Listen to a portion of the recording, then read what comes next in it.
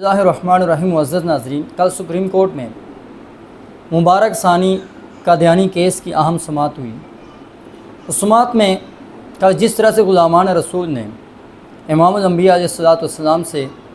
محبت کا عملی ثبوت پیش کیا، یقیناً وہ قابل دید اور قابل تحسین ہے۔ کل صبح 7:30 بجے سے غلامان رسول جوک در جوک سپریم کورٹ میں پہنچنا شروع ہو چکے تھے، اور سب سے جذباتی مناظر اس وقت دیکھنے کو ملے جب امام علی مقام امام حسین علیہ السلام کے فرزند ارجمن امام علی مقام کی اس سنت کو زندہ کرنے کے لیے جو آپ نے کربلا کے میدان میں جس کی بنیاد رکھی تھی کہ اپنے نانا جان کے دین کے تحفظ اور بقا کے لیے جوان علی اکبر سے لے کر ننھے علی اصغر تک میدان کارزار میں لے کر گئے تھے۔ کل امام علی مقام کے فرزند ارجمن ہزاروں علماء کے استاذ، شیخ الحدیث و تفسیر استاذ العلماء والفضلاء علامہ پیر سید حسین الدین شاہ صاحب متعنا اللہ بطول حیاتی 93 سال کی عمر میں خود بھی بنفس نفیس اپنے دونوں شہزادوں اور دونوں پوتوں کے ساتھ جب سپریم کورٹ میں پہنچے، اور جب آپ ویل چیئر پہ بیٹھ کر سپریم کورٹ جانے لگے تو ایک جذباتی مناظر وہاں پر دیکھنے کو ملے۔ دیگر مساجد کے لوگ، علماء، بزرگ آپ کے ارد گرد جمع ہوئے، اور سپریم کورٹ کے احاطے میں الحمدللہ اندر کیس کی سماعت تو بات میں شروع ہوئی، لیکن تاجدار ختم نبوت زندہ باد کے فلک شگاف نعروں سے اس کیس کی بنیاد غلامان رسول نے صبح سے ہی شروع کر دی تھی۔ آپ کے ساتھ قابل ذکر، قابل فخر شخصیات گولڈا شریف کے سجادہ نشین، جگر گوشہ نصیر ملت قبلہ پیر سید شمس الدین گیلانی متعنا اللہ بطول حیاتی، سپریم کورٹ کے اندر آپ پوری سماعت آپ نے وہاں پر بیٹھ کر سنی۔ ڈاکٹر علامہ کوکب نورانی صاحب، ڈاکٹر ابوالخیر زبیر صاحب اور دیگر علماء، جامعہ رضویہ علوم کے سینکڑوں فضلاء، تنظیم علوم راولپنڈی اسلام آباد کے ذمہ داران، عہدیداران اور دیگر تمام تنظیمات اہل سنت کے ذمہ داران کل سپریم کورٹ کے باہر موجود تھے۔ دیگر مساجد کے بھی تنظیمی لوگ وہاں پر موجود تھے۔ اس ویڈیو بنانے کا مقصد یہ ہے ناظرین کہ آپ احباب تک جو کل سپریم کورٹ کے اندر میں علماء حق نے، علماء اہل سنت نے جس طرح سے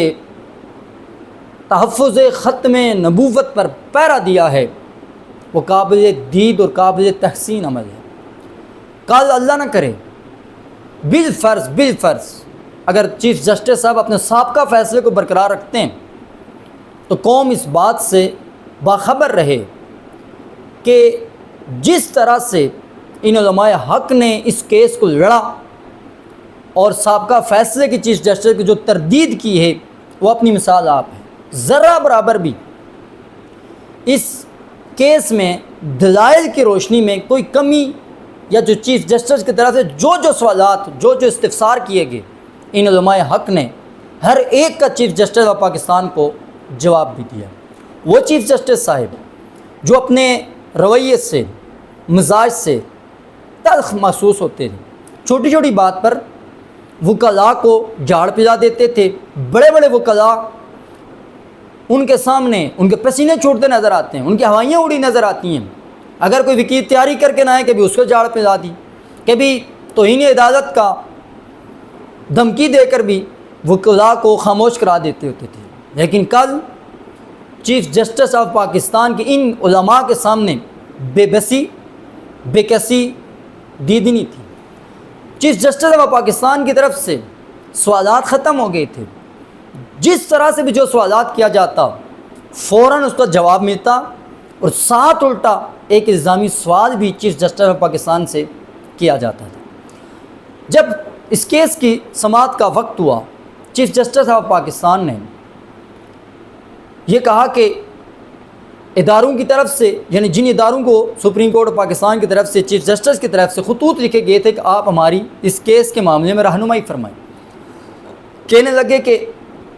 ہم ان نمائندوں کو میں سنوں گا، حالانکہ تحریری صورت میں پہلے سارا میٹر اور مواد تقریباً تمام اداروں کی طرف سے متفقہ طور پر مواد جمع کرا دیا گیا۔ تقریباً تمام اداروں کا جواب ایک جیسا ہی تھا، اور اس کا خلاصہ یہی تھا کہ چیف جسٹس آف پاکستان نے جو سابقہ فیصلہ کیا ہے وہ آئین، قانون، شرعی لحاظ سے کسی طرح سے بھی اس کی ہم حمایت نہیں کرتے اور اس فیصلے کو درست نہیں مانتے۔ اور خاص طور پر چیف جسٹس آف پاکستان نے اس فیصلے میں قرآن مجید فرقان حمید کی آیات مقدسہ کو جو بے محل ذکر کیا ہے، سب نے اس کی تردید کی، اور جو اس فیصلے سے قادیانیت نوازی کی ایک بو آ رہی تھی، اور سب نے متفقہ طور پر اس کو مسترد کیا اور فیصلے کو رد کیا۔ تو سب سے پہلے فخر السعادات جگر گوشہ شیخ الحدیث علامہ پیر سید حبیب الحق شاہ صاحب آپ روسٹرم پر تشریف لے کر گئے، اور آپ نے فرمایا کہ میں مفتی اعظم پاکستان مفتی منیب الرحمان صاحب کی طرف سے اور آپ کے ادارے جامعہ نعیمیہ کے نمائندہ کے طور پر کچھ دلائل دینا چاہتا ہوں، اور آپ کے ساتھ دیگر اداروں کے بھی نمائندوں نے آپ کی تائید کی کہ ہم تائید کرتے ہیں کہ شاہ صاحب دلائل پیش کریں۔ الحمدللہ تقریباً آدھا گھنٹہ قبلہ شاہ صاحب نے دلائل پیش کیے، قرآن و حدیث کے ذریعے سے اس بات کو ثابت کیا کہ قادیانیوں نے جو جرم کیا تھا یہ جرم کسی صورت میں بھی معافی والا نہیں ہے، اور اس کی کیس میں جو چیف جسٹس آف پاکستان سے اس فیصلے میں سکم رہ گیا تھا، آپ نے باریک بینی سے اس سکم کو چیف جسٹس آف پاکستان کے سامنے رکھا، اور تینوں زبانوں میں انگلش، عربی، اردو میں آپ نے مدللانہ انداز میں، دلیرانہ جرأت مندانہ انداز میں چیف جسٹس آف پاکستان کے سامنے اپنا موقف پیش کیا، اور 3 مرتبہ چیف جسٹس آف پاکستان نے آپ سے اردو کے متعلق پوچھا کہ ان اردو کے جو آپ نے الفاظ استعمال کیے ہمیں ان کے معنی بھی بتائیں، اور اس بات پر کہنے پر مجبور ہوئے آپ کی جو سلیس اردو ہے اس ہماری اردو سے آپ کی اردو ماشاءاللہ بہت اعلیٰ ہے۔ اس کے بعد ڈاکٹر عمیر صدیقی صاحب نے اسلامی نظریاتی کونسل کی نمائندگی کرتے ہوئے بہترین انداز میں دلائل پیش کی۔ علامہ شیر خان صاحب نے بیرا شریف کی طرف سے نمائندگی کرتے ہوئے انتہائی جامع انداز میں اپنا موقف پیش کیا، اور چیف جسٹس آف پاکستان کے سابقہ فیصلے میں جو سکم تھا، جو کمزوریاں تھیں، اس کو اجاگر کیا۔ اور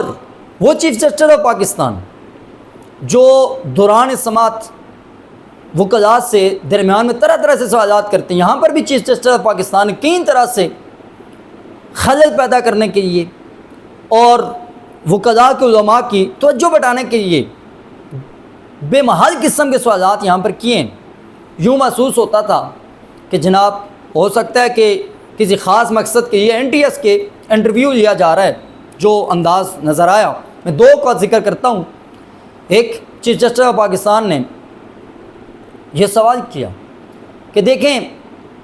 قرآن مجید کے اندر نماز کو تو صلاۃ کہا گیا ہے، تو آپ یہاں پر نماز کا لفظ استعمال کرتے ہیں۔ پھر کہا گیا کہ جناب دین اور مذہب میں کیا فرق ہے، اس کے وجہ سے ہماری رہنمائی فرمائیں، اور بار بار چیف جسٹس آف پاکستان یہ کہتے رہے ہمیں دینی علم اتنا نہیں ہے، ہم آپ سے رہنمائی لینا چاہتے ہیں۔ تو علماء نے یہ کہا ہے چیف جسٹس آف پاکستان صاحب اگر آپ کے پاس اتنا دین کا علم نہیں ہے تو آپ اتنا حساس کیس کس طریقے سے آپ نے اس کو لیڈ کیا اور کس طریقے سے آپ نے اس کا فیصلہ جاری کر دیا۔ اور جو یہاں تک نماز کی بات کی ہے، علماء نے کہا چیف جسٹس آف پاکستان صاحب عربی کے اندر روزے کو صوم کہا جاتا ہے، تو آپ یہاں پر روزے کو روزہ کیوں کہتے ہیں؟ یہاں پر بھی آپ کو صوم کہنا چاہیے تھا۔ یہ پاکستان ہے، ہم اردو زبان استعمال کرتے ہیں، تو ہمارے عرف میں نماز کا وہی معنی لیا جاتا ہے جو عربی میں صلاۃ کا معنی لیا جاتا ہے۔ اور پھر بھی یہ بھی کہا چیف جسٹس آف پاکستان صاحب ہمارے یہاں اعضائے مخصوصہ کو دھونے کا نام وضو ہے، حالانکہ قرآن مجید کے اندر فرقان حمید کے اندر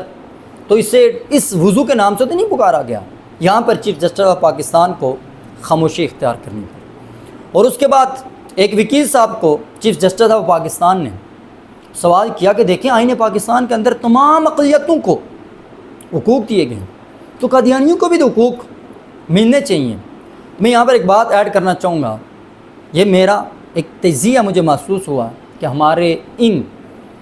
حساس عہدوں پر فائز ہمارے معزز ججز صاحبان کو صحیح معنوں میں قادیانیت کا جو حساس معاملہ ہے ان بیچاروں کو شاید علم ہی نہیں ہے، یا اگر علم ہے تو جان بوجھ کر یہ قادیانیت کی طرفداری کر رہے ہیں۔ کہنے لگے کہ بھائی یہ بھی اقلیت ہیں۔ تو اس وقت علامہ پیر سید حسین الدین شاہ صاحب میرے مرشد گرامی کے فرزند ارجمند ایک مرتبہ پھر اٹھ کر روسٹرم پر گئے۔ آپ نے فرمایا چیف جسٹس آف پاکستان صاحب قادیانی مرتد ہیں، اور یہ جس طرح کے مرتد ہیں اگر یہ خلفائے راشدین کا دور ہوتا تو ان کی گردنیں ماری جاتی۔ تو ہمارے ملک پاکستان میں چونکہ ہماری حکومتیں کمزور رہی ہیں، ہمارا ملک کمزور ہے، ہمارے بیرونی قوتوں اور استعمار کا دباؤ ہم برداشت نہیں کر سکتے حکومتی لیول پر، تو ان قادیانیوں کے ان فتنہ انگیزیوں سے، ان کی خباستوں سے، ان کی شرارتوں سے اور ملک دشمنی سے، اسلام دشمنی سے اور اسلام کی غلط تشریح سے بچنے کے لیے ان کے سد باب کے لیے امتناع قادیانیت آرڈیننس کو اجرا کیا گیا۔ اس کے ذریعے سے تاکہ قادیانی غلط دین کی تشریح نہ کر سکیں، اپنی من مانی تفاسیر قرآن و حدیث کے ذریعے سے کر کے دیگر مسلمانوں کے ایمان کو برباد نہ کر سکیں، جبکہ دیگر عقیدتوں کا یہ معاملہ نہیں ہے۔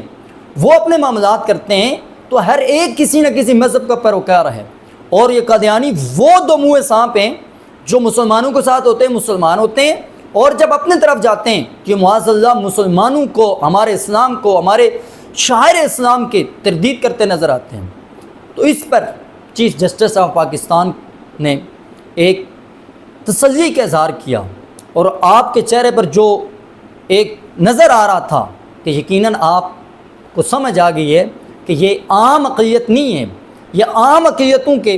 حقوق قادیانیوں پر لاگو نہیں ہوتے ہیں۔ اور اس سے بڑھ کر میں آپ کو دلچسپ بات بتاتا ہوں، قادیانیوں کا دلال اور قادیانیوں کا وکیل بن کر غامدی کا ایک شاگرد ڈاکٹر عمار خان ناصر، وہ جناب قادیانیوں کی طرف سے وکالت کرنے کے لیے، اور خاص طور پر چیف جسٹس آف پاکستان نے انہیں خود انوائٹ کیا تھا، وہ کھڑا ہوا۔ آخر میں جب ہمارے وکلاء کے دلائل ختم ہوئے، دلائل دینے کے لیے وہاں پر شیر اہل سنت شمشیر اعلی حضرت علامہ مولانا مفتی